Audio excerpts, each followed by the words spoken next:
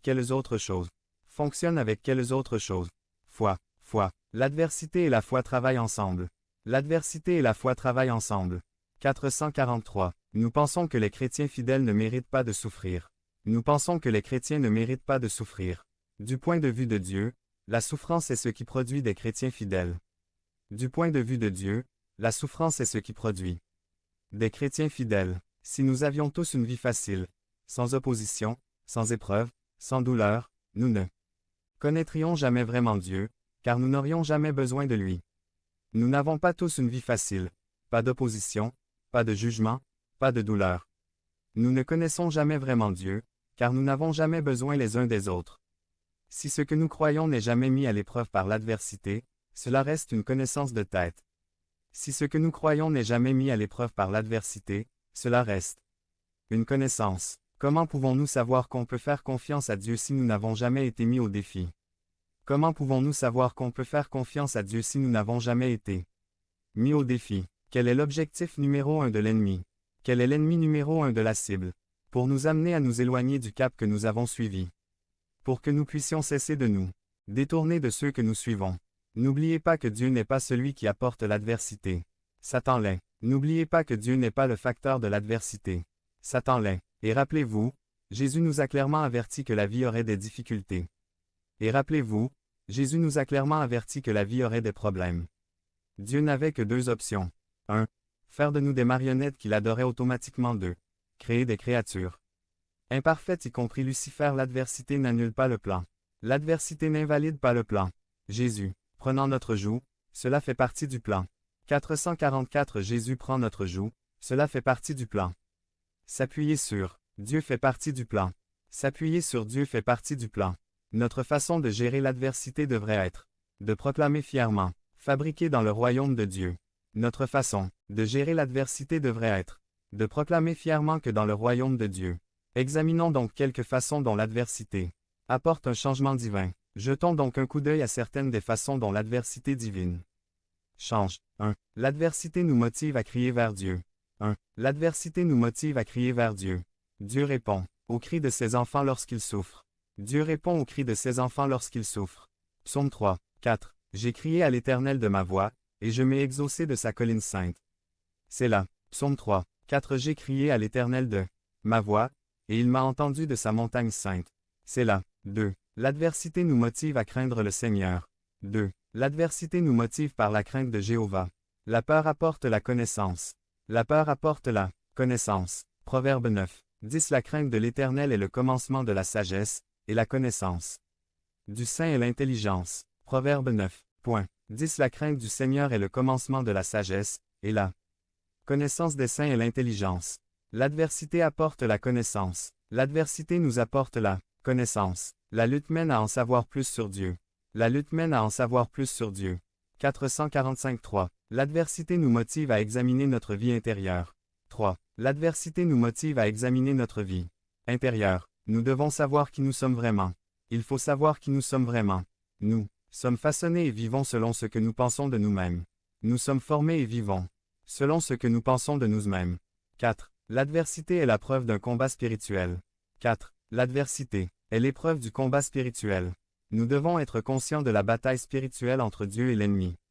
Nous devons être conscients de la bataille spirituelle entre Dieu et l'ennemi. La lutte est douloureuse. Non, doutez pas, le combat est douloureux. Il n'y a aucun doute à propos de ça. Mais il n'est pas nécessaire que ce soit tout ce qu'il y a. Mais il n'est pas nécessaire que ce soit tout ce qu'il y a. En fait, l'une des bénédictions les plus précieuses de l'adversité vient lorsque nous sommes capables d'aider les autres à faire face à leur adversité. En fait, l'une des bénédictions les plus précieuses de l'adversité vient lorsque nous sommes capables d'aider les autres face à l'adversité. À Dieu soit la gloire. Droite. À Dieu soit la gloire. Droite. N'est-ce pas ce que nous voulons? N'est-ce pas ce que nous voulons? Pour rendre gloire à Dieu. Pour rendre gloire à Dieu. Pour voir la gloire de Dieu. Pour voir la gloire de Dieu. Quelle est la leçon? Quelle est la leçon? Dans chaque enseignement sur ce sujet, je l'ai dit. N'abandonnez jamais. Pourquoi? Dans chaque enseignement sur ce sujet, je l'ai dit. N'abandonnez jamais. Parce que l'adversité apporte la promesse d'avoir davantage de puissance de Dieu dans nos vies. 446. L'adversité fait la promesse d'une plus grande puissance de Dieu dans nos vies. Si vous vivez l'adversité en ce moment, c'est parce que Dieu veut vous faire un cadeau inestimable. Si vous vivez l'adversité actuellement, c'est parce que Dieu veut vous donner une valeur inestimable, une chance d'apprendre que vous pouvez lui confier votre vie. C'est inestimable, l'opportunité d'apprendre que vous pouvez lui confier votre vie, qui a une valeur incalculable. Devenez membre de la chaîne et soyez un instrument de la parole de Dieu. Ne manquez pas cette opportunité d'avoir un impact sur des vies.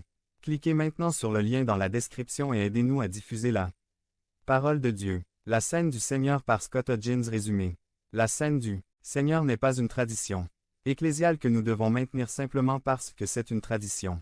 Lorsque nous le prenons, nous proclamons ce que Jésus a fait pour nous.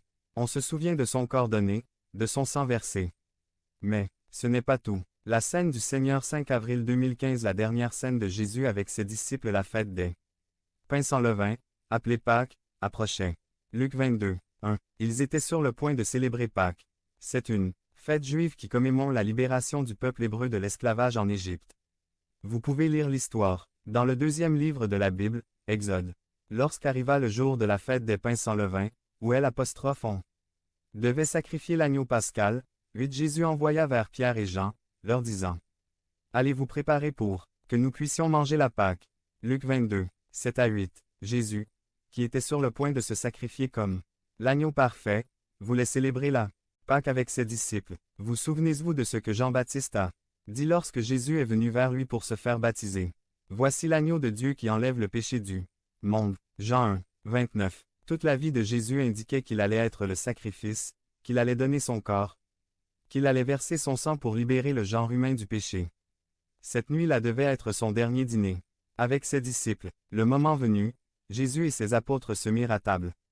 15 Alors il leur dit: J'ai longtemps voulu manger cette Pâque avec vous avant de souffrir. Luc 22, 14 à 15. Pendant qu'ils mangeaient, Jésus fit quelque chose de différent. Cela a totalement changé l'approche de la tradition de la fête. Au lieu de commémorer ce que Dieu a fait il y a longtemps pour le peuple juif en Égypte, Jésus l'a amené à se concentrer sur la raison de sa visite. Il est venu pour mourir. Il est venu donner son corps en sacrifice. Il est venu verser son sang pour ôter notre 447 péchés. C'est ce qui s'est passé. Il prit du pain, et, après avoir rendu grâce, le rompit, le leur donna et dit: Ce pain est mon corps, donnez pour vous. Le pain représente son corps. Ils n'ont pas littéralement mangé le corps de Jésus. Le pain à fait n'est pas non plus devenu le corps de Jésus. Jésus montrait ce qu'il s'apprêtait à faire. Donner son corps en sacrifice. Fais ceci, en ma mémoire. Ici, Jésus a changé de sujet. Faites cela en mémoire de qui? De la même manière, il prit la coupe après le souper et dit: Cette coupe est la nouvelle alliance en mon sang, qui est versée pour vous. Luc 22, 19 à 20. La coupe, fruit de la vigne, représente le sang de Jésus. Ils n'ont pas pris le sang de Jésus au pied de la lettre. Le vin ne se transformait pas non plus en sang lorsqu'ils le buvaient. Jésus a dit: Faites cela en mémoire de moi. C'était un mandat. Les disciples de Jésus lui obéirent et enseignèrent l'importance de la scène du Seigneur. Paul voulait aussi obéir au commandement. Écoutez ce qu'il a dit aux Corinthiens. Le Seigneur Jésus, la nuit où il a été trahi, a pris du pain, 24 et après avoir rendu grâce, il l'a rompu et a dit: Ce pain est mon corps, que je donne pour vous. Faites ceci en ma mémoire. 25 De même, après le souper, il prit la coupe et dit: Cette coupe est la nouvelle alliance en mon sang. Faites cela chaque fois que vous en boirez, en souvenir de moi. 26 Car chaque fois que vous mangez ce pain et buvez cette coupe, vous proclamez la mort du Seigneur jusqu'à ce qu'il vienne.